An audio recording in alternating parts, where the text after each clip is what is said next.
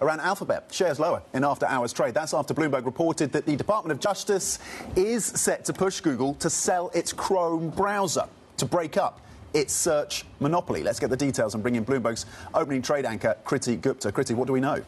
We know that this could become one of history's biggest antitrust cases, a title that's currently held by Microsoft in the late 90s at the moment. What's crucial here is that the Justice Department has decided to ask Amit Mehta, who's the judge, who earlier this year had ruled that Google illegally monopolized the search market. So some pretty strong evidence, a pretty strong case to begin with. But I think what's changing is how do you remedy it? And that's where this issue comes up, that they may actually be able to peel off Chrome. Here's why this is so important when it comes to the Google and the Alphabet broadly kind of licensing. Chrome is the largest internet browser in the world. 61% of traffic goes to Google Chrome, and it is competing with the likes of, for example, Safari, Internet Explorer, Mozilla Firefox.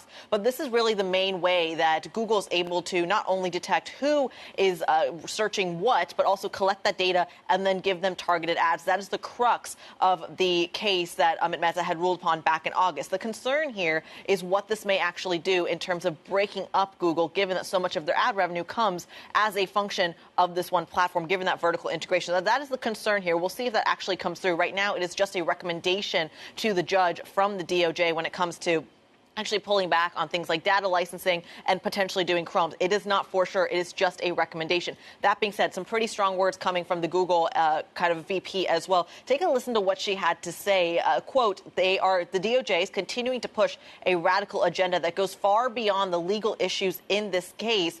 More fighting words here. The government putting its thumb on the scale in the ways that would harm consumers, developers, and American technological leadership at precisely the moment it's needed the most. Tom, this is crucial timing. We know, but being tough on tech has been a bipartisan issue for both Democrats and Republicans.